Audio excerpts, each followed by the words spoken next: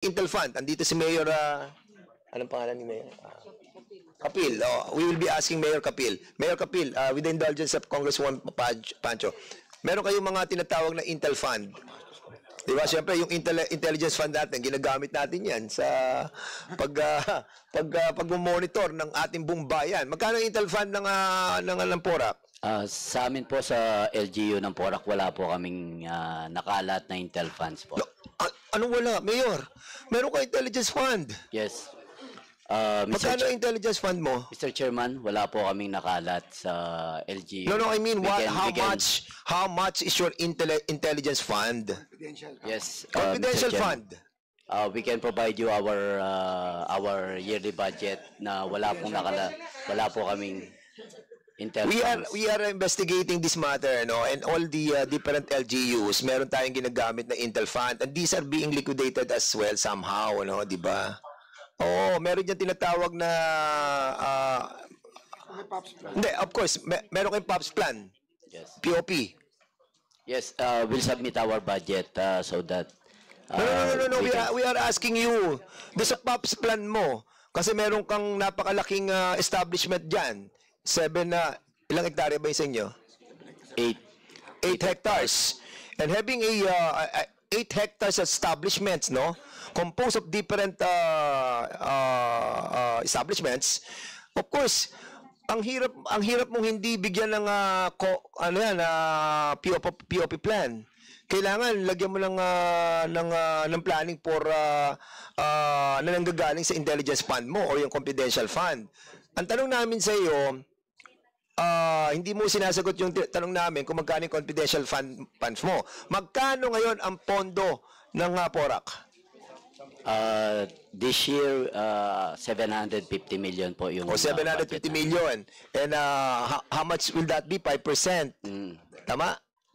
5% or ilan ba? Ikaw, magkano confidential fund mo? Yung mayor ka? POPs plan.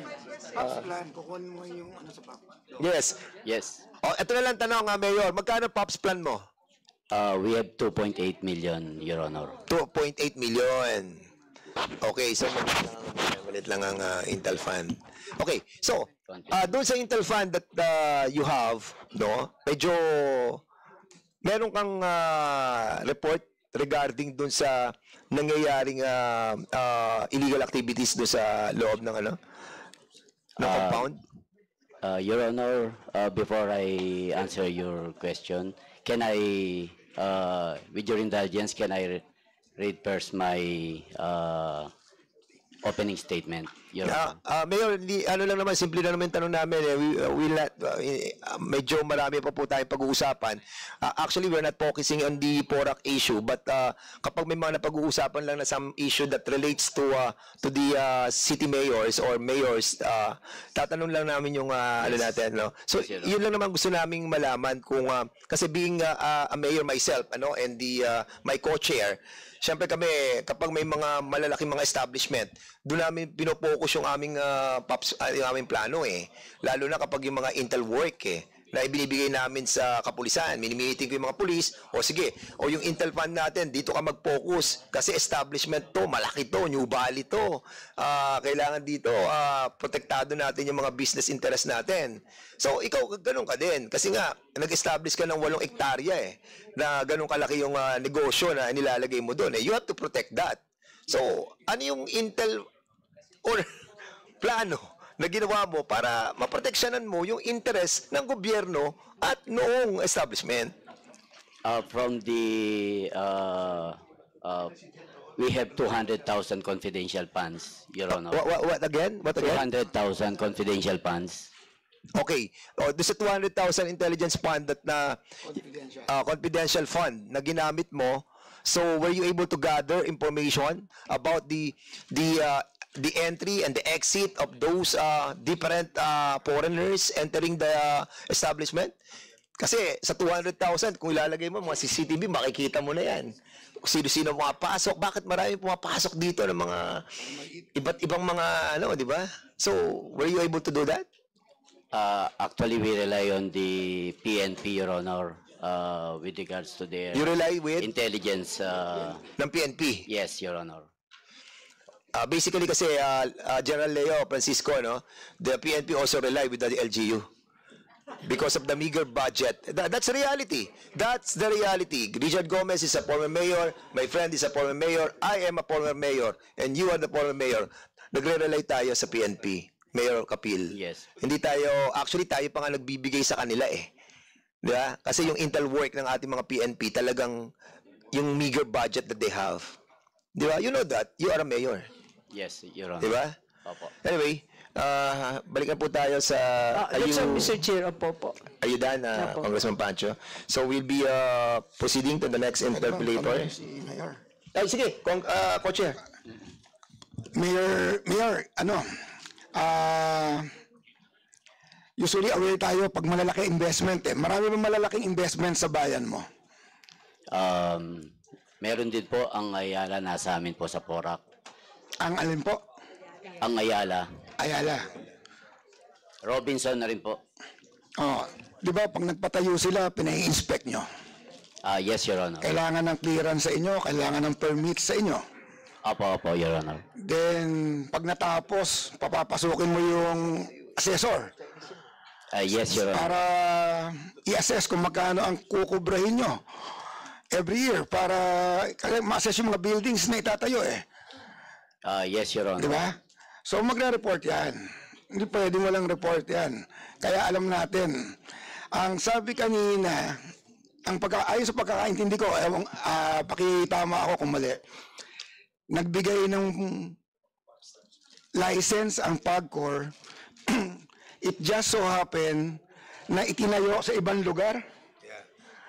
Hindi doon sa lugar na naka-indicate doon sa license na binigay ng PAGCOR.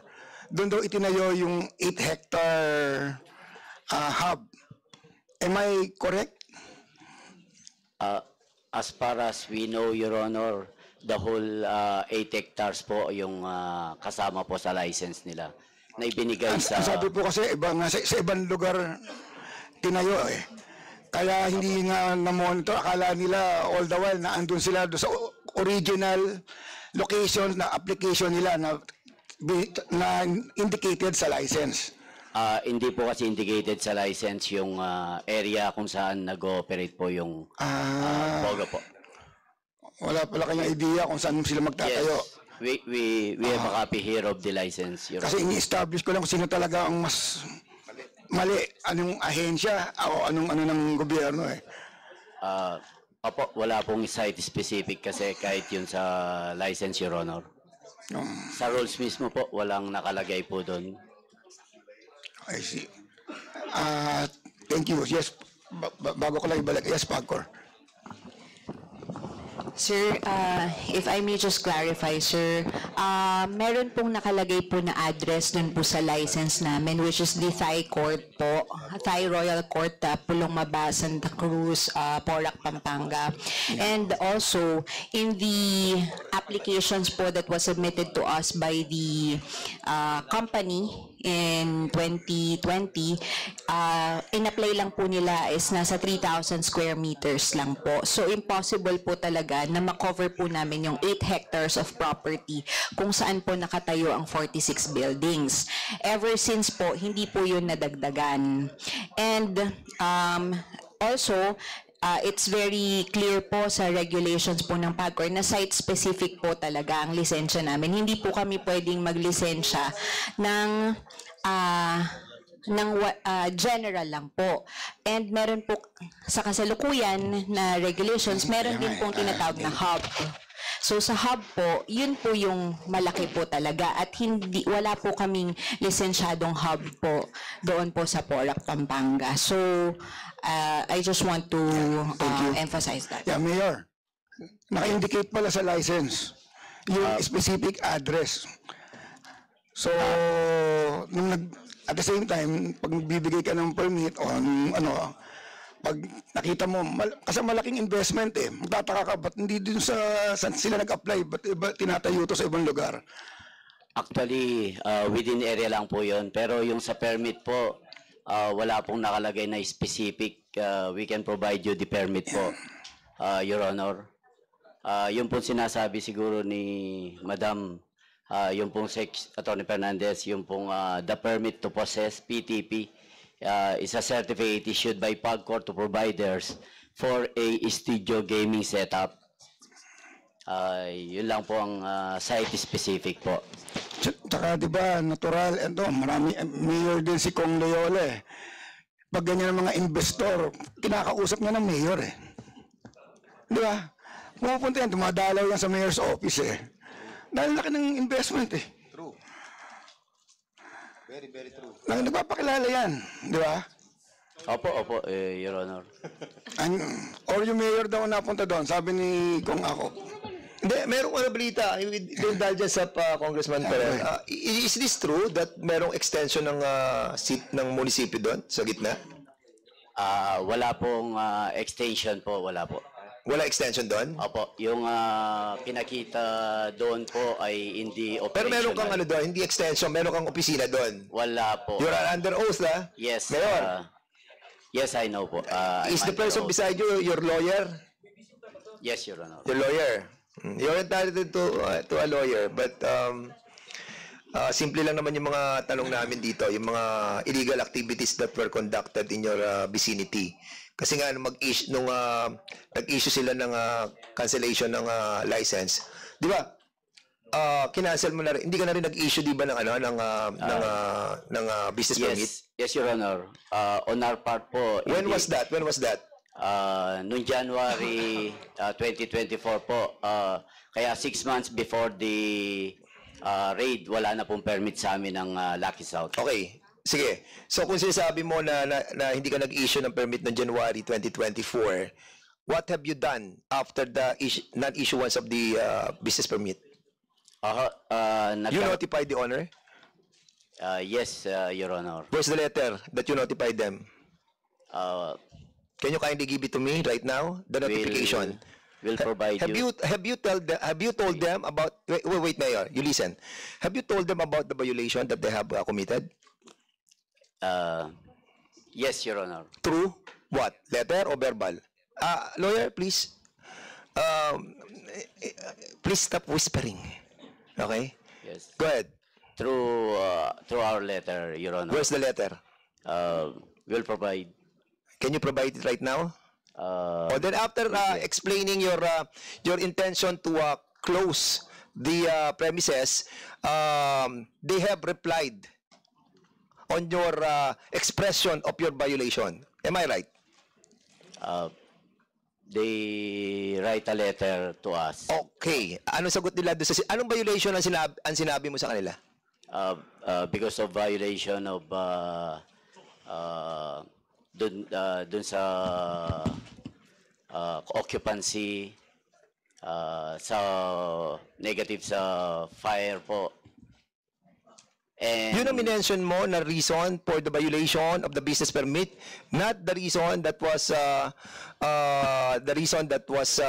given by the PAGCOR? actually, iniingan din po namin sila ng IGL permit. Wala silang may pagkita sa amin. O sige, so Your Honor. ngayon nagsabi sila that anong explanation nila sa letter nila? Mayor, I will be asking you again, ha?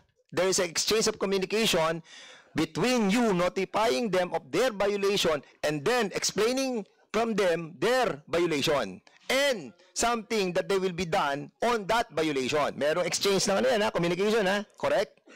They did not reply, Your Honor. Oh, they did not reply. Oh, so after that they did not reply on the violation that you mentioned, anong ginawa ninyo? Yun nga po, hindi na namin in-issuean ng permit.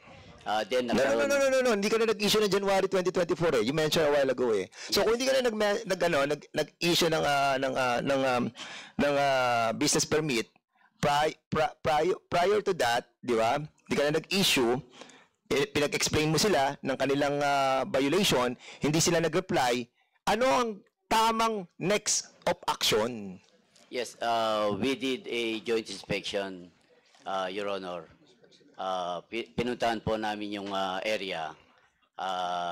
Kaya wala naman po kami Mayor, nakita. bago ka magkaroon ng JIT, Okay, kasi bago ka joint inspection team, di ba? Binubuo yun eh. Kaya ka nga sumulat sa kanya, sabi mo kanina, di ba? Sumulat ka ng notice of violation, di ba? Yes, Kasi nakabuo ka na ng JIT. After nung nabuo mo yung JIT, doon nag-issue ka na ng notice of violation. Tapos, ang susunod na step, sasagot siya. Kasi bibigyan mo siya ng oras para sagutin kung ano yung violation eh. Bibigyan mo rin siya ng time para makorek niya yung violation niya. Ang sabi mo kanina, hindi sila nag-reply. So the next course of action is to write them again a letter. At kapag hindi pa rin sila sumagot, ang gagawin mo, papadlock mo sila. Did you do that? Hindi. Did you do that? Hindi na po. Bakit mo hindi ginawa? Kasi ako, meron ako pinapadlock sa amin eh. I did all the requirements according to our local government code. Sinunod ko yun, ninotify ko sila, nag-explain sila, inisnab ang mga letter ko. Alam mo ginawa ko? Nag-coordinate ako sa PNP, lahat pinadlock namin. BPLO, kasama BPLO, pinadlock namin. Yun ang course of action ng mayor na dapat na ginawa. Ang tanong, ginawa mo? Ang sagot mo, hindi. Yes, Your Honor. Bakit? Actually, nung joint inspection team namin, wala naman po kaming nakita na... Violation nga yung sinasabi nga ng PAGCOR, hindi na sila nag-issue ng IGL eh. Oh, tapos sabi mo may problema sa occupancy permit. Hindi ka na rin nag-issue ng ng tinatawag mong business permit. So meaning may violation. Stop whispering. Ay nako, attorney. Attorney, namumuro ka na. Please. Mayor. Bakit hindi mo pinadlock? Yun ang tanong. Bakit hindi mo pinadlock? Anong reason? What is the 100 million reason? Actually, may process naman po. Yun na nga ang process eh, Mr. Mayor eh. Ang process no, yung sinabi ko sa'yo. O may violation galing sa PAGCOR, may violation galing sa'yo. Nagkaroon kayo ng GIT. Pinunpunta mo doon. Ito violation yan. Ang daming violation yan. Okay, sulat sa business mo. Oh, may violation kayo. O, bigyan mo siya ng 1 month. After 1 month, susulat. Ay, Mayor, ito yung violation namin. Iko-correct po namin ang aming violation. Wala silang sulat sa'yo. Kasi siguro very close kayo. Kasi hindi ka ni-reply yan eh. Bili mo, Mayor ka, hindi ka sasagutin. Hindi sasagot sa'yo yung mga business establishment doon na sinasabi mo may violation ka. Oh. Anong sagot sa'yo? Wala, inisnab ka. O, ngayon, ang gagawin mo, susulat ka uli, nistab ka eh. O, after a month, binigyan mo isang buwan, hindi pa rin sumagot, padlock mo. Ang totoo po, yun sana ang magiging course of action namin. Hindi na po kami umabot doon. Nagkaroon po ng raid. Mayor, Your Honor. Mayor kami. Naintindihan namin yung explanation mo. Naintindihan namin yan. January, di ba? Ngayon, di ba? Hindi ka na nag-issue ng January eh. Kailan yung operation? Kailan yung operation? June. 6 months, wala kang ginawa. Hindi mo pinadlock man lang kahit yung sinasabi nila Altenco na ito yung isang building na doon na nag-ooperate ang IGL. Sana pinadlock mo yun para hindi na nakapasok yung mga empleyado na magtatrabaho doon sa IGL. Di ba ganun ang procedure eh? Tama, mali? Tama, mali? Yes, Your Honor. Oh, see? So, reminder, no? Well, hindi ko alam, pero you have violated your being the LCE. Di ba? Ako, very, ako dyan, critical ako sa ganyan nung ako naging mayor. Lalo na nung may pinadlock ako doon. Kasi you will be accused also of being one-sided. Pero, I see to it that binibigyan ko sila ng isang buwan na mag-reply. Pag hindi, 3 beses ako sumulat. 3 beses ako sumulat, hindi nila ako ni-replyan. Pinadlock ko.